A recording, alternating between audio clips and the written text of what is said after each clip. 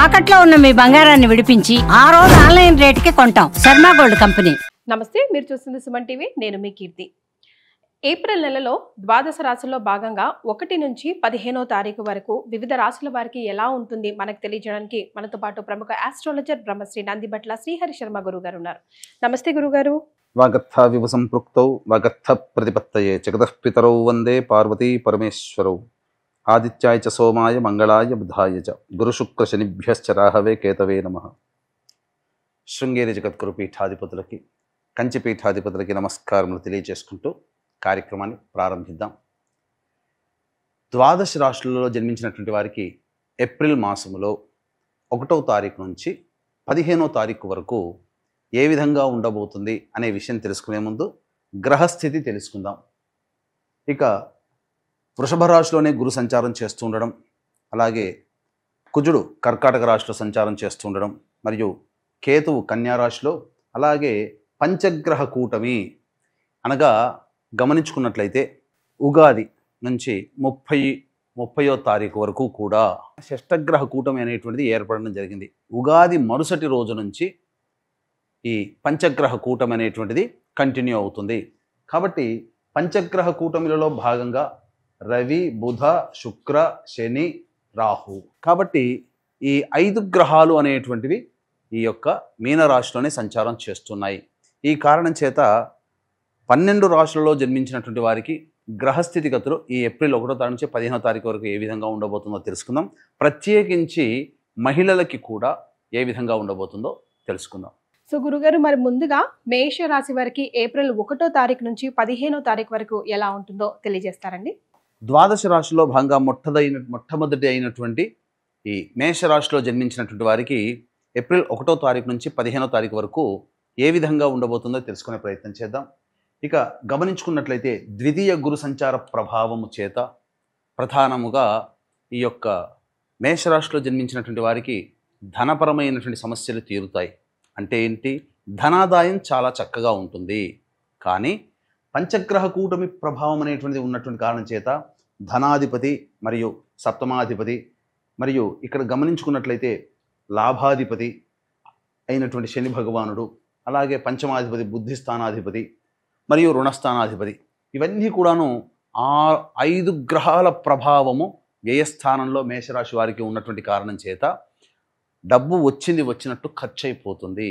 కాబట్టి జాగ్రత్తలు పాటించండి. ముఖ్యంగా ఆరోగ్యం పట్ల శ్రద్ధ వహించాల్సినటువంటి పరిస్థితి, ఔషధ సేవ చేయాల్సినటువంటి పరిస్థితి. అంటే చిన్నపాటి అనారోగ్యాలు చేయడం, తద్వారా వాటికి ఏదైనా కానీ మెడిసిన్ తీసుకోవడం అనేటువంటిది జరుగుతుంది. అన్నిటికంటే ముఖ్యంగా వృధా కాలయాపన జరిగేటువంటి అవకాశము ఈ పంచగ్రహ కూటమి ప్రభావం వలన మేషరాశిలో జన్మించినటువంటి వారికి కలగబోతుంది. అంతేకాకుండా ఇక్కడ ఈ రాశ్యాధిపతి అయినటువంటి కుజుడు బలహీనం చెంది ఉన్నాడు. ఈ కారణం చేత ప్రతి దాంట్లో కూడా ముందడుగు వేయాలనే ఉత్సాహం ఉంటుంది, కానీ వేయలేకపోతారు. ఏదో నెగిటివ్గా జరిగిపోతుందేమో అనే ఆలోచనతో ఉంటుంటారు. కాబట్టి ఇక్కడ ప్రధానంగా ఏది నిర్ణయం తీసుకోలేకపోవడం ఈ మేషరాశిలో జన్మించినటువంటి వారికి కాస్త ఇబ్బందికర పరిస్థితి. ఇక అన్నిటికంటే ముందుగా కొత్తగా యాడ్ అయినటువంటిది ఏంటనంటే ఏలిన నాడిని ప్రభావం ప్రారంభమైంది. కాబట్టి ప్రతి పనులలో కూడా ఆటంకాలు అనేటువంటివి ఉంటుంటాయి. కాబట్టి జాగ్రత్తలు పాటించండి. రుణములు చేయాల్సినటువంటి పరిస్థితి గోచరమవుతుంది. ఇక అన్నిటికంటే ప్రధానముగా గురువు ఒక్కడు ఎంత యోగవంతంగా ఉన్నప్పటికీ కూడా 5 గ్రహాలు వ్యయస్థానంలో రాశ్యాధిపతి అయినటువంటి కుజుడు బలహీనపడడం, ఈ కారణం చేత కొన్ని ఇబ్బందికర పరిస్థితులు అనేటువంటివి ఈ మేషరాశిలో జన్మించినటువంటి వారు ఎదుర్కోక తప్పదు. కాబట్టి ఇక ఈ ఏప్రిల్ మాసంలో ఏదైనా కానీ సంబంధించినటువంటి వ్యాపార విస్తరణ చేద్దామనే ఆలోచన ఏదైనా ఉంటే అది వాయిదా వేసుకునే ప్రయత్నం చేయండి. ఎందుకనంటే కాలం కలిసి రానటువంటి సమయంలో కొన్ని ఇబ్బందికర పరిస్థితులు ఎదుర్కోక తప్పదు. ఇక అన్నిటికంటే ముఖ్యంగా ఉద్యోగార్థులు, ప్రధానంగా ఉద్యోగార్థులు ఉన్నటువంటి ఉద్యోగంలోనే కంటిన్యూ చేయడం మంచిది. సమయం మంచిది కాదు కాబట్టి కొత్త ఉద్యోగం కోసం వెతుక్కోకండి. కాంట్రాక్టర్లు ఏదైనా కానీ ప్రభుత్వం నుంచి రావాల్సినటువంటి బిల్లులు ఏవైతే ఉంటాయో అవి ఆగిపోవడం కానీ కొన్ని కొత్త సమస్యలు రావడం కానీ జరుగుతుంది. కాబట్టి జాగ్రత్తలు పాటించండి. ముఖ్యంగా వ్యాపారం చేసుకునేటువంటి వాళ్ళు ఉన్నటువంటి వ్యాపారాన్ని కంటిన్యూ చేసుకోవడం చాలా ఉత్తమమైనటువంటి విషయాన్ని గమనించుకోవాలి. ఇక వివాహపరమైనటువంటి విషయాల్లో గనక ఉన్నట్లయితే వివాహ ప్రయత్నాలు చేయండి. కొంతవరకు వివాహ ప్రయత్నాల్లో సఫలీకృతులు అవుతారని చెప్పవచ్చు. ఇక విద్యార్థులు బాగా కష్టపడే ప్రయత్నం చేయండి. ఎందుకంటే కాలం కలిసి రాలేదు. ముఖ్యంగా జ్ఞాపక శక్తి తక్కువగా ఉంటుంది. అంతా చదివినప్పుడు బాగానే ఉంటుంది, కానీ మళ్ళీ గుర్తుకు తెచ్చుకోవడానికి మాత్రం మెమరీ పవర్ లాస్ అవుతుంది. కాబట్టి బాగా కష్టపడే ప్రయత్నం చేయండి. దేవతా అనుగ్రహాన్ని పొందే ప్రయత్నం చేయండి. ఇక ఎలాంటి గృహ మార్పులు అలాగే వాహన మార్పులు చేయకుండా ఉండడమే చాలా మేలనేటువంటి విషయాన్ని గమనించుకోవాలి. అన్ని విధాలుగా చూసుకుంటే ధనాదాయం ఉన్నప్పటికీ కూడా ధనం ఆదాయానికి మించిన ఖర్చులు ఈ మేషరాశి వారికి గోచరమవుతున్నటువంటి కారణం చేత కొన్ని విపత్కర పరిస్థితులు ఉంటాయి. కాబట్టి జాగ్రత్తలు పాటించండి. పెద్దల సలహాలు సూచనలు పాటించి ముందుకు వెళ్ళే ప్రయత్నం చేయండి. ప్రధానంగా గమనించుకున్నట్లయితే నిద్రలేమి అనేటువంటిది ఎక్కువగా ఉంటుంది. సమయానికి నిద్ర లేకపోవడము, అలాగే శారీరక శ్రమ, మానసిక ఒత్తిడి అధికంగా ఉండడం అనేటువంటిది జరగబోతుంది. సో ముఖ్యంగా మహిళలకి ఏప్రిల్ 1 నుంచి 15 వరకు ఎలా ఉంటుందో ఒకసారి వివరించండి గురుగారు. ఇక ఈ రాశిలో జన్మించినటువంటి మహిళలు గనక చూసుకున్నట్లయితే ప్రధానంగా సమస్యలు అనేటువంటివి ఎక్కువగా అవుతాయి. మీరు అనుకున్నది ఒకటి, జరిగేది ఒకటిగా ఉంటుంది. కాబట్టి జాగ్రత్తలు పాటించండి.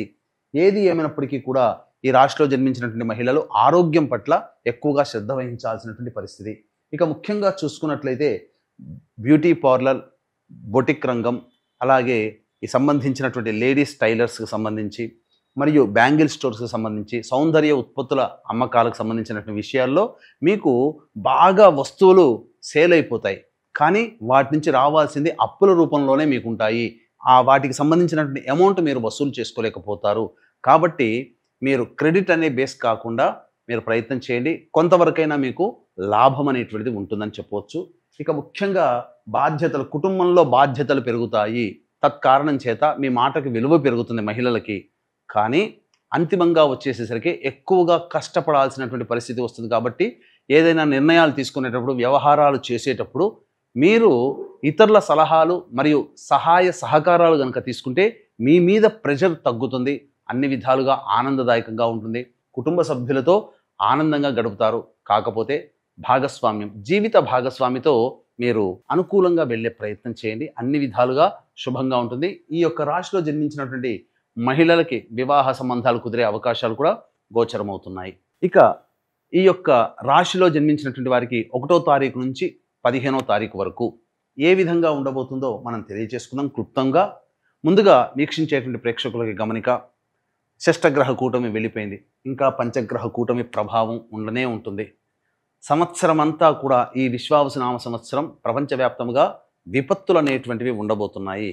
కాబట్టి ఇటువంటి విపత్తులు మానవాళికి కూడా కలుగుతాయి. కాబట్టి ఈ విపత్తులలో మనం బయటపడాలి, సమస్యలు అనేటువంటివి తగ్గి ఆనందంగా జీవించాలి అనేటువంటి ఆలోచన ప్రతి ఒక్కరికి ఉంటుంది. కాబట్టి దైవతా అనుగ్రహం అందరికీ కావాలి. కావున ఇట్టి దైవతా అనుగ్రహం అందరికీ అందించాలనేటువంటి ఒక సదుద్దేశంతో కాశీక్షేత్రములో కాలభైరవుడు క్షేత్రపాలకుడు కాబట్టి ఈ యొక్క కాలభైరవుని యొక్క అనుజ్ఞ మేరకు ఈ సంబంధించినటువంటి ఏప్రిల్ 18వ తారీఖు రోజు నుంచి సంవత్సరం పాటు ఒక్కొక్క నెలలో ఒక్కొక్క పుణ్యతిథిలో ఈ యొక్క పూజాది హోమాది కార్యక్రమాలు, అనగా మీ యొక్క సంకల్పం నెరవేరడం కోసం సంకల్ప సిద్ధి మరియు జాతకరీత్యా ఉన్నటువంటి దోషాలు తొలగిపోవడం కోసం సర్వదోష నివారణ పూజలు హోమాలు అనేటువంటివి చేయించడం జరుగుతుంది. ఏప్రిల్ 18వ తారీఖు రోజున ఈ కార్యక్రమం ప్రారంభమవుతుంది. అవకాశం ఉన్నవాళ్ళు సంవత్సరం పాటు మీ కుటుంబ సభ్యుల గోత్రనామాదులతో పూజలు జరిపించుకోవాలని అనుకునే వాళ్ళు ఈ కార్యక్రమాన్ని తదనంతరం కాంటాక్ట్ చేసి మీ గోత్రనామాదులు నమోదు చేసుకోవచ్చు. ఇక 1వ తారీఖు రోజున మేషరాశిలో జన్మించినటువంటి వారికి అనుకున్నటువంటి పనులన్నీ కూడా పూర్తి చేసుకుంటారు. ఇక పెండింగ్లో ఉన్నటువంటి పనులన్నీ పూర్తి చేసుకొని బాధ్యతని కంప్లీట్ చేసుకుంటారు. విందులు వినోదాల్లో కుటుంబ సభ్యులతో ఆనందంగా ఉంటారని చెప్పవచ్చు. 2వ తారీఖు 3వ తారీఖులో కనుక చూసుకున్నట్లయితే ఖర్చులు అధికంగా ఉంటాయి. అలాగే కుటుంబ సభ్యులతో వాగ్వివాదాలు పెరిగేటువంటి అవకాశం గోచరమవుతుంది. కాబట్టి జాగ్రత్తలు పాటించండి. ఇక 4, 5వ తారీఖుల్లో పాత స్నేహితులు కలుసుకోవడము, సోదర సోదరిమణుల యొక్క సలహా సహాయక సహకారాలతో మీకున్నటువంటి సమస్యను పూర్తి చేసుకుంటారు. ధనపరమైనటువంటి చిక్కులన్నీ కూడా తొలగిపోతాయి. రాని బాకీలు కూడా వసూలవుతాయని చెప్పవచ్చు. ఇక 6, 7, 8 తారీఖుల్లో వాహనాన్ని నడిపేటప్పుడు జాగ్రత్తలు పాటించాలి. తల్లిగారి ఆరోగ్యం పట్ల శ్రద్ధ వహించాలి. అలాగే వాహన మరమ్మతులకి, గృహ మరమ్మతులకి ఖర్చులు అధికంగా ఉంటాయి. ప్రశాంతత లేని జీవితాన్ని పొందుతారు. 9, 10వ తారీఖులో కనుక చూసుకుంటే మీ ఆరోగ్యం పట్ల శ్రద్ధ వహించాలి. ఔషధ సేవం జరిగేటువంటి అవకాశం ఉంటుంది. వృధా కాలయాపన జరుగుతుంది. ఆనందంగా ఉండలేకపోతారు.